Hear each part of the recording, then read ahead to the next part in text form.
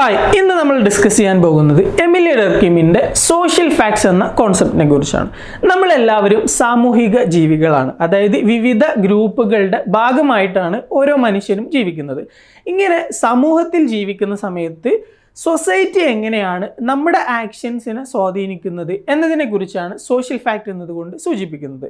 Social fact എന്ന ഡർക്കിമിയൻ കോൺസെപ്റ്റിനെ കുറിച്ച് കൂടുതൽ വിശദമായി ഇന്നത്തെ ക്ലാസ്സിലൂടെ നമുക്ക് മനസ്സിലാക്കാം.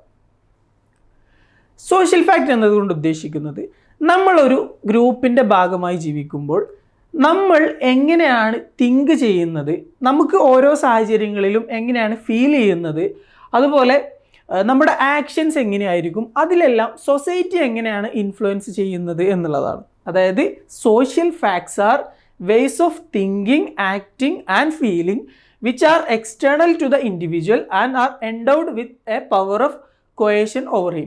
അതായത് ഓരോ സാഹചര്യങ്ങളിലും നമുക്ക് എങ്ങനെ ഫീൽ ചെയ്യണം, നമ്മൾ എങ്ങനെ തിങ്ക് ചെയ്യണം, നമ്മൾ ഏത് രീതിയിലുള്ള ആക്ഷൻ എടുക്കണം എന്ന് നമ്മൾ തീരുമാനിക്കുമ്പോൾ നമ്മുടെ ആ തീരുമാനത്തിൽ സൊസൈറ്റിയുടെ ഒരു ഇൻഫ്ലുവൻസ് ഉണ്ട് എന്നുള്ളതാണ്. കാരണം നമ്മൾ ഇതുപോലെ ഗ്രൂപ്പുകളിലായിട്ടാണ് ജീവിക്കുന്നത്.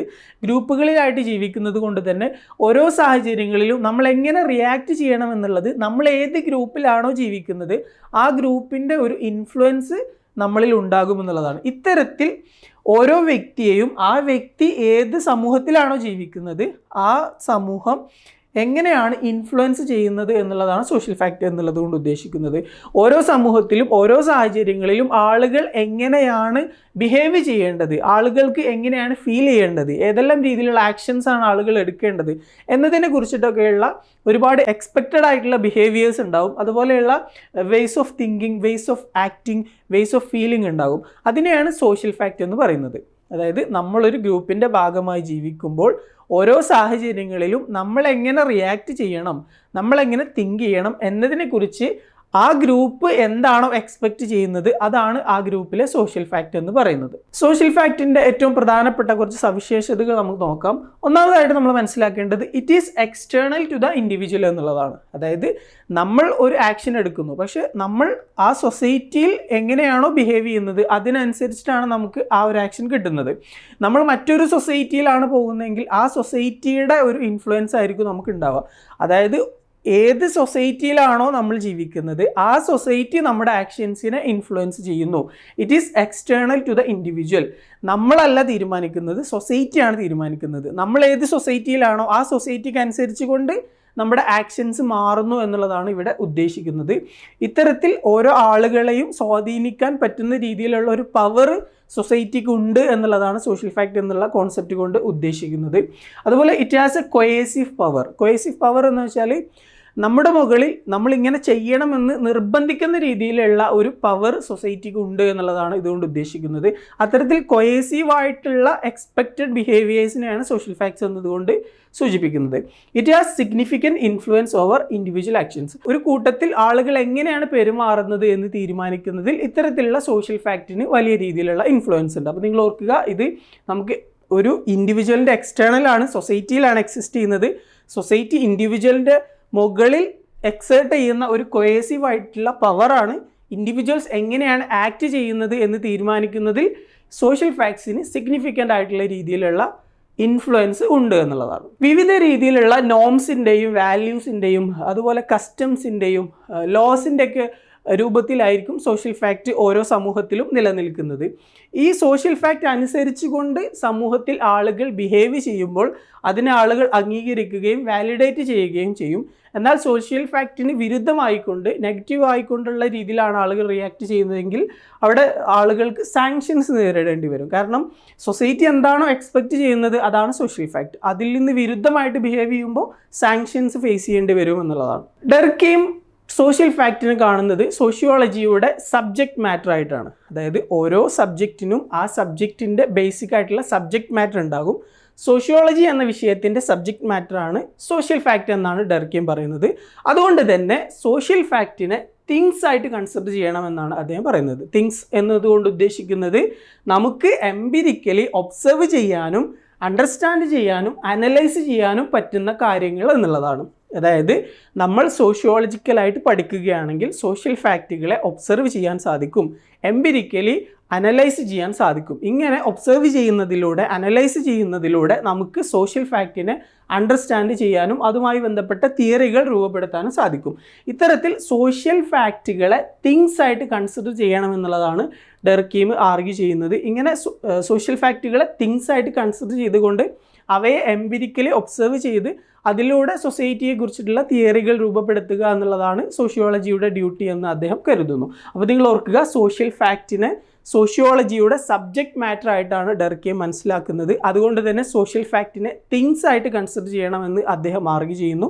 തിങ്സ് ആയിട്ട് കൺസിഡർ ചെയ്യണം എന്നതുകൊണ്ട് ഉദ്ദേശിക്കുന്നത് സോഷ്യൽ ഫാക്റ്റിനെ എംപിരിക്കലി ഒബ്സർവ് ചെയ്യാൻ പറ്റും എന്നുള്ളതാണ്. അടുത്തതായിട്ട് നമ്മൾ ഓർക്കേണ്ട ഒരു വാക്കാണ് സോഷ്യൽ ഫാക്ട്സ് ആർ സുയി ജനറിസ് എന്നുള്ളത്. ഇത് ഡർക്കീം ഉപയോഗിക്കുന്ന ഒരു വാക്കാണ്. ഇതുകൊണ്ട് ഉദ്ദേശിക്കുന്നത് it exist on its on എന്നുള്ളതാണ്. സോഷ്യൽ ഫാക്റ്റുകൾക്ക് അതിൻ്റേതായ ഒരു ഇൻഡിപെൻഡൻറ്റ് എക്സിസ്റ്റൻസ് ഉണ്ട്, അത് യുണീക്കാണ് എന്നുള്ളതാണ് ഈ സുയി ജനറിസ് എന്നുള്ളത് കൊണ്ട് ഉദ്ദേശിക്കുന്നത്. ഡർക്കീമിയൻ ടെക്സ്റ്റുകളിലൊക്കെ നമുക്ക് കാണാൻ സാധിക്കുന്ന ഒരു വാക്കാണ് സുയി ജനറിസ് എന്നുള്ളത്. അടുത്തതായിട്ട് നമുക്ക് ഈ സോഷ്യൽ ഫാക്റ്റിൻ്റെ ഏറ്റവും പ്രധാനപ്പെട്ട 4 ക്യാരക്ടറിസ്റ്റിക്സ് ഒന്ന് ലിസ്റ്റ് ഔട്ട് ചെയ്യാം. ഒന്നാമതായിട്ട് വരുന്നത് എക്സ്റ്റേണാലിറ്റി എന്നുള്ളതാണ്. നമ്മൾ ഓൾറെഡി പറഞ്ഞു, ഒരു ഇൻഡിവിജ്വലിൻ്റെ എക്സ്റ്റേണൽ ആയിട്ട് എക്സിസ്റ്റ് ചെയ്യുന്ന ഒരു സോഷ്യൽ റിയാലിറ്റിയാണ് സോഷ്യൽ ഫാക്റ്റ് എന്ന് പറയുന്നത്. എക്സ്റ്റേണൽ ആയിട്ടുള്ള ഒരു റിയാലിറ്റി ഇൻഡിവിജ്വലിൻ്റെ മുകളിൽ ഒരു പവർ എക്സേർട്ട് ചെയ്യുകയാണ്. അതുകൊണ്ട് തന്നെ എക്സ്റ്റേണാലിറ്റി എന്നുള്ളതാണ് സോഷ്യൽ ഫാക്റ്റിൻ്റെ ഒന്നാമത്തെ ക്യാരക്ടറിസ്റ്റിക്സ്. രണ്ടാമത്തത് കൺസ്ട്രെയിൻറ്റ് എന്നുള്ളതാണ്. ഇവിടെ ഈ ഒരു ചിത്രത്തിൽ നിങ്ങൾക്ക് കാണാൻ സാധിക്കും, ഒരു big brother is controlling others. ഇതുപോലെയാണ് സോഷ്യൽ ഫാക്റ്റ്. സോഷ്യൽ ഫാക്റ്റ് എന്ത് ചെയ്യുന്നു? ആളുകളെ കൺട്രോൾ ചെയ്യുന്നു. അപ്പോൾ ആളുകൾ ഓരോ സാഹചര്യങ്ങളിലും എങ്ങനെയാണ് ബിഹേവ് ചെയ്യുന്നത് എന്നതിൽ ആളുകളുടെ മുകളിലുള്ള ഒരു കൺസ്ട്രെയിൻ്റ് ആണ് സോഷ്യൽ ഫാക്റ്റ്. ഇപ്പോൾ ഇവിടെ ഈ ഓരോ ആളുകളും വിചാരിക്കുന്നത് അവരുടേതായിട്ടുള്ള ഇഷ്ടം അനുസരിച്ചിട്ടാണ് പ്രവർത്തിക്കുന്നത്, അവർക്ക് എന്താണ് തോന്നുന്നത് അതാണ് അവർ പറയുന്നത്, അവർ ചെയ്യുന്നത് എന്നുള്ളതാണ്. എന്നാൽ അവിടെ അവരുടെ പ്രവർത്തനങ്ങളിൽ, നമ്മൾ ആദ്യം പറഞ്ഞ പോലെ അവരുടെ ഫീലിങ്സിൽ, അവരുടെ തിങ്കിങ്ങിൽ, അവരുടെ ആക്ഷൻസിൽ സൊസൈറ്റിയുടെ ഒരു ഇൻഫ്ലുവൻസ്, ഒരു ത്രെഡ് ഉണ്ടാകും എന്നുള്ളതാണ്. ഈ ഒരു ത്രെഡിനെയാണ് നമ്മൾ സോഷ്യൽ ഫാക്റ്റ് എന്നുള്ളത് കൊണ്ട് ഉദ്ദേശിക്കുന്നത്. ഇത്തരത്തിൽ ആളുകളുടെ ആക്ഷൻസിനെ കൺസ്ട്രെയിൻറ്റ് ചെയ്യുന്ന ഒരു സോഷ്യൽ റിയാലിറ്റിയാണ് സോഷ്യൽ ഫാക്റ്റ് എന്ന് നിങ്ങൾ മനസ്സിലാക്കുക. അടുത്തതാണ് ഇൻഡിപെൻഡൻസ് എന്നുള്ളത്. ഇൻഡിപെൻഡൻസ് എന്നുള്ളത് കൊണ്ട് ഉദ്ദേശിക്കുന്നത് സോഷ്യൽ ഫാക്റ്റിന് അതിൻ്റേതായിട്ടുള്ള ഒരു എക്സിസ്റ്റൻസ് ഉണ്ട് എന്നുള്ളതാണ്. നമ്മൾ സുയി ജനറിസ് എന്നുള്ള വാക്ക് പറഞ്ഞു അതിന് ഇൻഡിപെൻഡൻറ്റ് എക്സിസ്റ്റൻസ് ഉണ്ട് എന്നുള്ളത്, അതാണ് ഇവിടെ ഉദ്ദേശിക്കുന്നത്. അതായത് നമ്മൾ എന്നുള്ള വ്യക്തി എങ്ങനെയായാലും ഈ സോഷ്യൽ ഫാക്റ്റ് എക്സിസ്റ്റ് ചെയ്യുമെന്നുള്ളതാണ്. അതായത് ഇപ്പോൾ നമ്മൾ ഓരോ സാഹചര്യങ്ങളിലും എങ്ങനെ ബിഹേവ് ചെയ്യുന്നു എന്നുള്ളത് ഒരു വ്യക്തിയെ ആശ്രയിച്ചു കൊണ്ടല്ല നിൽക്കുന്നത്, അത് സമൂഹത്തിൽ പൊതുവായിട്ട് നിലനിൽക്കുന്നതാണ്. അത് നമ്മൾ പോയാലും അതവിടെ നിലനിൽക്കും. ഇത്തരത്തിൽ സൊസൈറ്റിയിൽ എക്സിസ്റ്റ് ചെയ്യുന്ന സോഷ്യൽ ഫാക്റ്റുകൾക്ക് അതിൻ്റേതായിട്ടുള്ള ഒരു ഇൻഡിപെൻഡൻറ്റ് എക്സിസ്റ്റൻസ് ഉണ്ട്. നമ്മൾ ജനിക്കുന്നു, മരിക്കുന്നു, ആളുകൾ ഇങ്ങനെ ജനറേഷൻസ് കഴിഞ്ഞു പോകുന്നു, പക്ഷേ ഈ സോഷ്യൽ ഫാക്ട്സ് ഇവിടെ നിലനിൽക്കുന്നു എന്നുള്ളതാണ് അതുകൊണ്ട് ഉദ്ദേശിക്കുന്നത്. അടുത്തൊരു കാര്യം ജനറാലിറ്റി എന്നുള്ളതാണ്. ജനറാലിറ്റി എന്ന് പറയുമ്പോൾ സൊസൈറ്റിയിൽ പൊതുവിൽ എക്സിസ്റ്റ് ചെയ്യുന്ന കാര്യങ്ങളായിരിക്കും സോഷ്യൽ ഫാക്റ്റ് എന്നതുകൊണ്ട് അർത്ഥമാക്കുന്നത്. അതായത് നമ്മൾ ഇൻഡിവിജ്വലി എന്ത് ചെയ്യുന്നു എന്നുള്ളതല്ല, സൊസൈറ്റി ഓരോ ഇൻഡിവിജ്വൽസിൻ്റെ മുകളിലും ജനറലായിട്ട് ഏത് രീതിയിലുള്ള ഒരു ഇൻഫ്ലുവൻസ് ആണ് എക്സേർട്ട് ചെയ്യുന്നത് എന്നുള്ളതാണ്. അപ്പോൾ നിങ്ങൾ ഓർക്കുക, സോഷ്യൽ ഫാക്റ്റിൻ്റെ ഏറ്റവും പ്രധാനപ്പെട്ട 4 ക്യാരക്ടറിസ്റ്റിക്സ് ആണ് എക്സ്റ്റേണാലിറ്റി എന്ന് പറയുമ്പോൾ ഇൻഡിവിജ്വലിൻ്റെ എക്സ്റ്റേണൽ ആയിട്ടുള്ള ഒരു റിയാലിറ്റിയാണ് സോഷ്യൽ ഫാക്റ്റ്.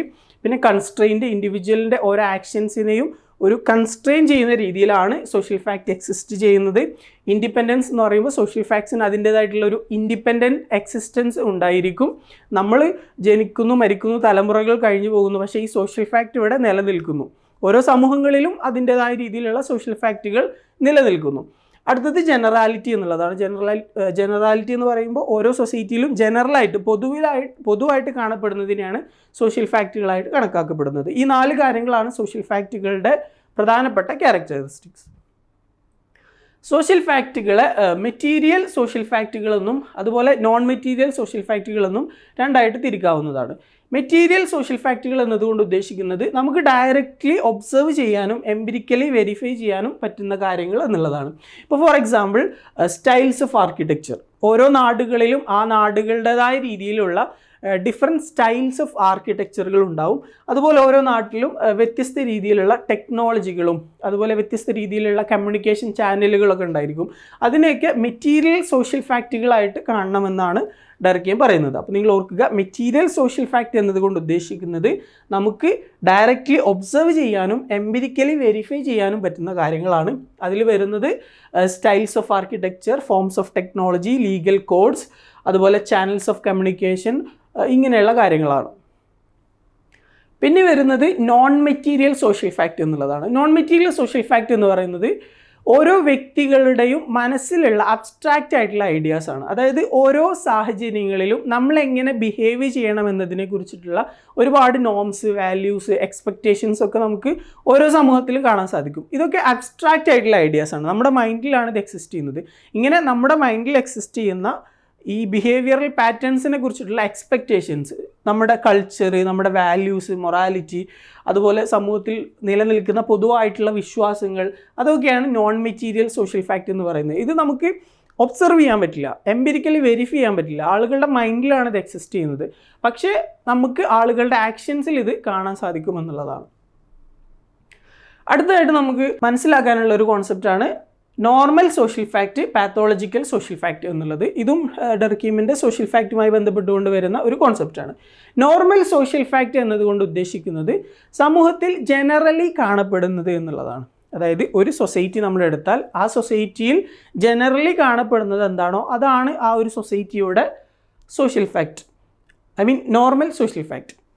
ഈ ജനറലി കാണപ്പെടുന്ന നോർമൽ സോഷ്യൽ ഫാക്റ്റ് ആ സൊസൈറ്റിയെ ഇൻ്റഗ്രേറ്റ് ചെയ്ത് നിലനിർത്തുന്നതിൽ സഹായിക്കുന്ന ഒരു കാര്യമാണ്.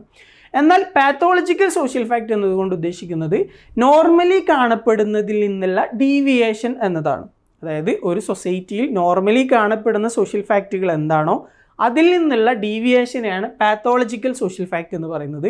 ഈ പാത്തോളജിക്കൽ സോഷ്യൽ ഫാക്റ്റ് സൊസൈറ്റിയുടെ യൂണിറ്റിയെ ബാധിക്കുന്ന ഒരു കാര്യമാണ്, സൊസൈറ്റിയെ ഡിസിൻറ്റഗ്രേറ്റ് ചെയ്യുന്ന രീതിയിലുള്ള ഒരു കാര്യമാണ്. അപ്പോൾ നിങ്ങൾ ഓർക്കുക, സോഷ്യൽ ഫാക്റ്റിനെ നോർമൽ സോഷ്യൽ ഫാക്റ്റ് എന്നും പാത്തോളജിക്കൽ സോഷ്യൽ ഫാക്റ്റ് എന്നും തിരിക്കാൻ സാധിക്കും.